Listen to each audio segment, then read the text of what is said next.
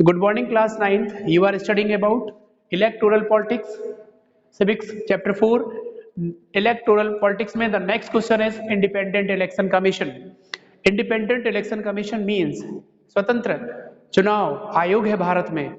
If this institution is not independent, so he cannot take decision properly and fairly and welfare for the people and a particular people. अगर ये independence ना होगी तो decisions ठीक से नहीं हो पाएंगे. तो भारत में सबसे बड़ी बात है कि यहाँ पर एक स्वतंत्र न्यायपालिका भारत देश में होती है ना. तो इसको कहते हैं independence election commission. Election are conducted on by independent election commission, very powerful election commission EC. It enjoys same kind of the independence that it judge enjoy the CEA appointed by the President of India. सुन लीजिए, अब उन्होंने कह दिया ये जो है independence election commission है और इसमें इसको कहते हैं इलेक्शन कमीशन. ये है ना. यहाँ पर एक बैठता है chief election commission. Chief election commission, chief election commission की नियुक्ति करता है कौन? President.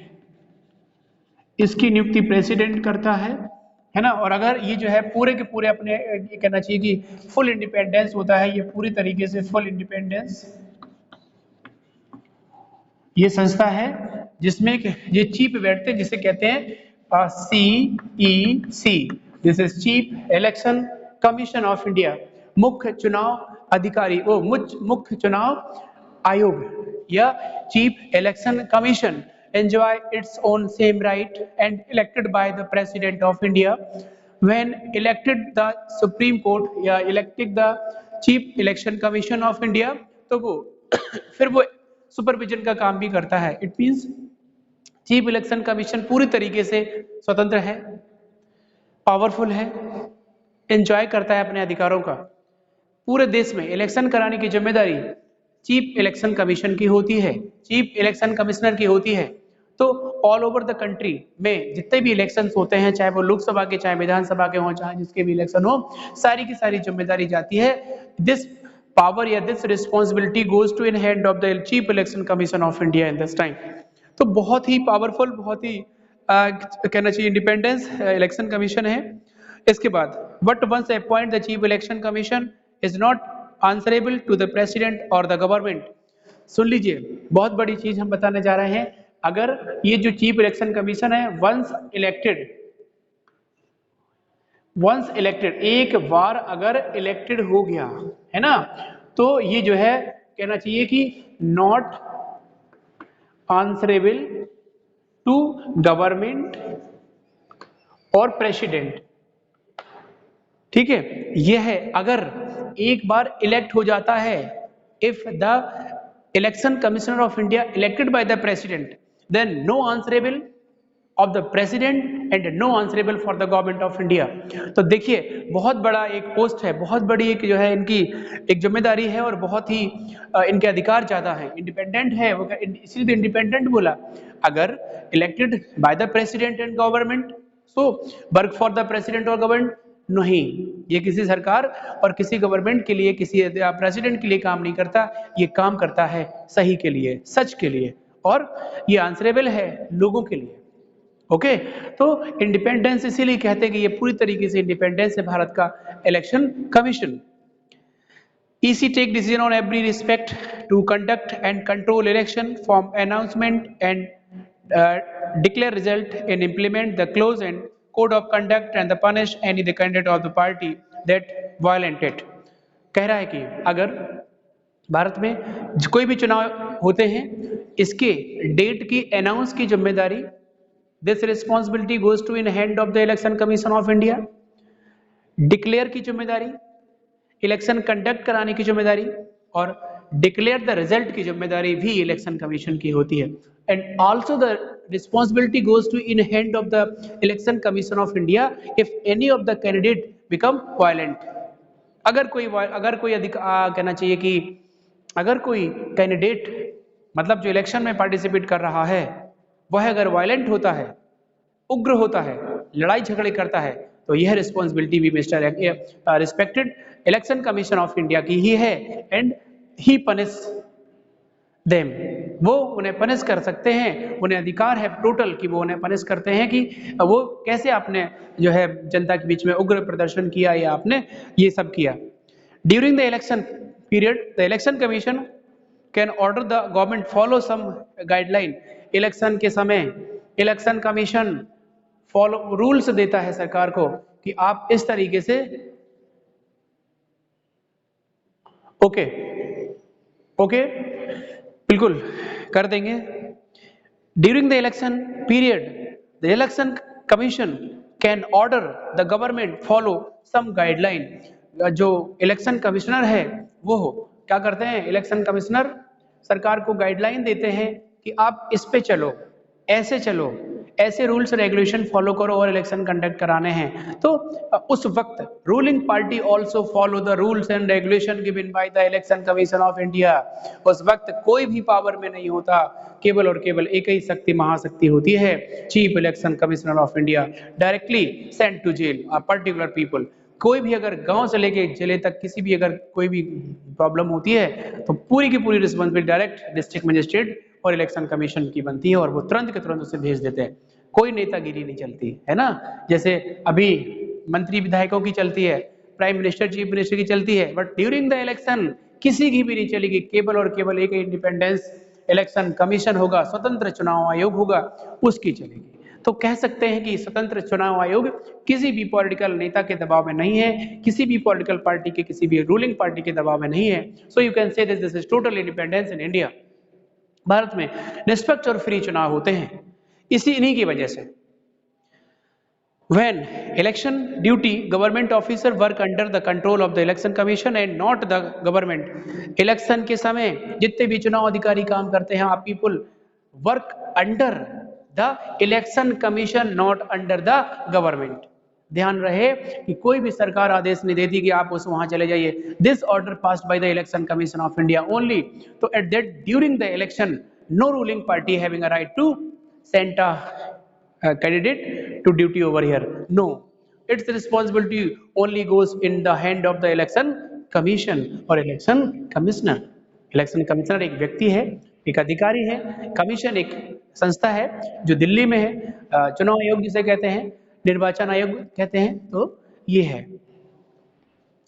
Popular participation, people participation election usually measured voter. देखिए पॉपुलर पार्टिसिपेशन से अगला क्वेश्चन है हमारा, पॉपुलर पार्टिसिपेशन, इसको फिनिश करना है बेटा आज। पॉपुलर पार्टिसिपेशन, पॉपुलर पार्टिसिपेशन का मतलब होता है, देखिए बहुत बढ़ चढ़कर हिस्सा लेना, इलेक्शन में बहुत बढ़ चढ़कर हिस्सा लेना, इट इज पॉपुलर पार्टिसिपेशन। बोल रहे हैं people participation in election and usually measured the voter turnout figure. देखिए टर्न आउट का मतलब होता है आंकड़े, टर्न आउट, टर्न आउट में क्या होता है, ये फिगर्स जो है वो करता है turn out, TURN। Turn out का मतलब होता है आंकड़े। इलेक्शन होने के बाद शाम को सारे के सारे टर्न आउट निकल के आते हैं कि कितने % वोटिंग हुई है। दूसरी चीज turn out indicate the percentage of eligible voters who actually can their vote।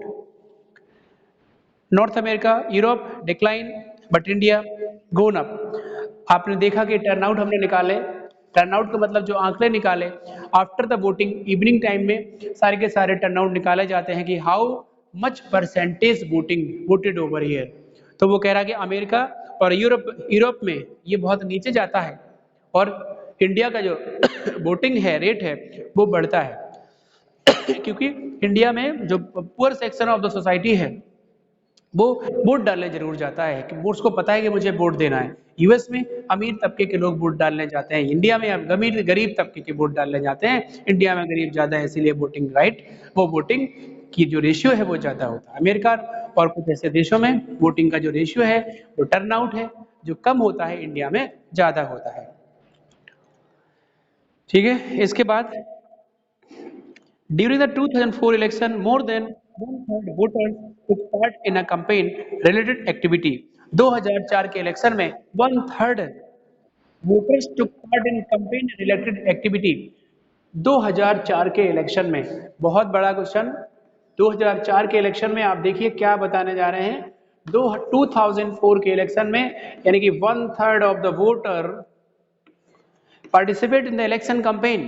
Election campaign में जितने भी लोग हैं, जितने भी वोटर हैं, उनसे 1/3 यानी कि 33% लोग इलेक्शन कैंपेन में भाग लिए थे। मतलब mostly the voters of India participate in election campaign during the election of 2004। मतलब कहने का एक बार फिर से समझ लीजिए कि जैसे हम लोग वोटर हैं, 20 वोटर हैं, 20 में से 33%, 1/3 यानी कि लगभग 7 लोग इलेक्शन प्रचार में लगे हुए हैं। तो मतलब 1/3 नेता है, जब मान लो, बात क्लियर हो गई ना, है ना। इसके बाद acceptance of election outcomes, last question है बेटा। एक्सेप्टेंस ऑफ इलेक्शन आउटकम्स में आप देखेंगे, एक्सेप्टेंस ऑफ इलेक्शन आउटकम्स का मतलब होता है कि कैसे इलेक्शन के आउटकम्स को हम एक्सेप्ट करेंगे। Acceptance of election outcomes, acceptance of election outcomes. Election outcomes का मतलब इलेक्शन के परिणाम को कैसे स्वीकार करेंगे, है ना। तो हमें स्वीकार करने पड़ते हैं। सुनिए, जब इलेक्शन के बाद, वोटिंग के बाद काउंटिंग होती है, तो counting with the political party के लीडर्स, उनके जो फॉलोवर्स और सरकार के लोगों के बीच कराई जाती है। बहुत ही फेयरली, बहुत ही कहना चाहिए सिक्योरिटी में इलेक्शन जो वोटर हो, वो वोटिंग की वोट्स की काउंटिंग होती है, वो कराई जाती है। और जो ज्यादा होते हैं, जिसके वोट ज्यादा निकलते हैं, ऑफिशियली वो अनाउंस या declared winner of the election, वह विनर हो जाता है इलेक्शन में। If election won are not free and fair, outcomes always favor the powerful in such situation। देखिए, अगर इलेक्शन फ्री एंड फेयर नहीं होंगे तो जो रिजल्ट है वो किसकी तरफ जाएगा, पावरफुल और बाहुबली आदमी की तरफ चला जाएगा। जो मनी एंड मसल पावर का जिसने प्रयोग किया है, वो कैंडिडेट इलेक्शन में हाथ मार ले जाएगा, का मतलब है इलेक्शन जीत जाएगा, अगर इलेक्शन फ्री और फेयर नहीं हुए। तो पहले कैरेक्टरिस्टिक है कि इंडिया में फेयर एंड फ्री इलेक्शन होते हैं। लोगों में भय निकाल दिया जाता है, प्रोटेक्शन करी जाती है ना। इलेक्शन कमीशन के द्वारा ट्रूप्स भेजी जाती है, सेना भेजी जाती है, मिलिट्री भेजी जाती है, और पूरी की पूरी डिस्ट्रिक्ट से लेके आउट डिस्ट्रिक्ट की जो है सिक्योरिटी, हाई प्रोफाइल सिक्योरिटी यहाँ पर आ जाती है, लोग इंडिपेंडेंस और फ्री हों। इसके बाद हम बात कर रहे हैं, in the US N ancient incumbent of sitting elected representatives rarely lost election. In India, about half of the candidates who are known have spent a lot of money buying votes। India में भी कह रहे हैं कि भारत में भी ऐसा होता है कि बहुत बड़े संख्या में लोग वोट की खरीद फरोख्त करते हैं। This is the bad tricks used by the candidate at the time of election, और ये फेयरी और फेयर का हिस्सा नहीं माना जाता। दूसरी चीज, अमेरिका की एक बात लिखी है, sitting elected representative rarely loss the election. America में जो सिटिंग पार्टी होती है, रूलिंग पार्टी होती है, वो रेयर केस में इलेक्शन जो है जीतती है, और वो इलेक्शन अक्सर कर हारती है। मतलब always ruling party do not loss election, ठीक है। वह कहना चाहिए कि इलेक्शन नहीं हारती, लेकिन अमेरिका में जो इलेक्टेड रिप्रेजेंटेटिव है रेयरली लॉस एंड इलेक्शन, वो भी जो रूलिंग में है वो भी जब कभी इलेक्शन हार जाते हैं। मेरी बात समझ में नहीं आई तो फिर से सुन लीजिए। रूलिंग पार्टी में लोग हैं, वो फिर से इलेक्शन कंटेन करते हैं, क्योंकि यूएस में तो 2 ही बार होता है, यहाँ पे तो कई बार होता है, तो वो दोबारा जरूर लड़ता है। रेयर केस में वो हारता है, वो जीतता है, लेकिन यूएस में, इंडिया में इलेक्शन 15 बार हारते हैं, लेकिन लड़ते रहते हैं। एक बार अगर ग्राम पंचायत में प्रधान ही बन गए तो उनको कहते हैं कि भैया जाबार, और I want to fight election, और जो भी मेरी प्रॉब्लम्स रही हैं और मैं इसमें सॉल्व कर दूंगा, हम आई प्रॉमिस टू यू, और वो इलेक्शन में पार्टिसिपेट करने लगता है। दूसरा है आपका challenge of free and fair election. हमारे पास एक चैलेंज है फ्री एंड फेयर इलेक्शन के लिए। देखिए अगला क्वेश्चन है, free and fair election, free and fair election. Free and fair का मतलब होता है, फ्री मतलब स्वतंत्र, फेयर मतलब निष्पक्ष। स्वतंत्र और निष्पक्ष इलेक्शन होना भी हिंदुस्तान की जनसंख्या के लिए बहुत जरूरी है। देखिए चैलेंज, ये चैलेंज है। चैलेंज का मतलब है कि हमारे पास भारत की सरकार या इंडियन के पास, Indian government face a challenge for free and fair election. Many of the places were booth capturing और वाई वोटर्स की समस्या, ऐसी हमें कंप्लेन आती है हमारे इलेक्शन कमिश्नर साहब के पास। तो डेफिनेटली हिंदुस्तान में एक इलेक्शन, इंडिपेंडेंस इलेक्शन कमीशन होने के कारण यहाँ पर सारी समस्या सॉल्व हो जाती है और ये सब चीजें कहना चाहिए कि नहीं हो पाती हैं, बूथ कैप्चरिंग या बेईमानी जैसी समस्याएं नहीं हो पाती। लेकिन फिर भी चैलेंज है कि हमें इसको रोकना है, prevent the unfair election, malpractice practice, bad tricks use by the candidate, इस सबको हमें रोकना होगा। इसके बाद in some part of the country candidate with criminals, है ना, कुछ ऐसे देश में, कुछ ऐसे अपने जो है अपने देश में कुछ ऐसे लोग हैं जो पावरफुल लोग हैं, जो मेल प्रैक्टिस यूज करते हैं। मेल प्रैक्टिस का मतलब होता है बैड ट्रिक्स यूज करते हैं at the time of election for winning the election. इस तरीके से हम उन्हें क्या कहना चाहिए कि रोकते हैं। दूसरा, huge distance compared a beggar पार्टिक note these deeper issue are matter of concern for those are believe the democracy code of conduct। देखिए इसके बाद एक फिर भी कहना चाहिए, इसीलिए जब फ्री एंड फेयर इलेक्शन होंगे तभी जनता लोकतंत्र पे विश्वास करेगी, तभी लोग, हम और आप किसी भी डेमोक्रेटिक व्यवस्था पे बिलीव करेंगे। जब हमें फ्री और फेयर इलेक्शन दिखाई देगा, फेयर और फ्री इलेक्शन सामने आएगा और हमें लगेगा कि हम फ्री हैं, हमें वोट डालने का अधिकार है, कोई हमें टॉर्चर नहीं कर रहा है, कोई हमें डिस्टर्ब नहीं कर रहा है, तभी हम समझेंगे कि हम स्वतंत्र हैं। कोड ऑफ कंडक्ट में देखिए, set of norms guideline to be followed by the political party and contesting candidates election time। Code of conduct कहते हैं आचार संहिता, वहां पर कोड ऑफ कंडक्ट होता है। इन्हें उस वक्त कोई गैदरिंग नहीं होती, किसी प्रकार का कुछ ऐसी कंपेनिंग नहीं होती, कोई बैड ट्रिक्स नहीं होती, मेल प्रैक्टिस यूटिलाइज नहीं होती। ये कहना चाहिए restrict bye the candidate many type of male practice, bad tricks. ये कोड ऑफ कंडक्ट कहलाती है। इसको हिंदी में कहते हैं आचार संहिता। इलेक्शन के समय कोई ऐसी वारदात नहीं होती। ओके।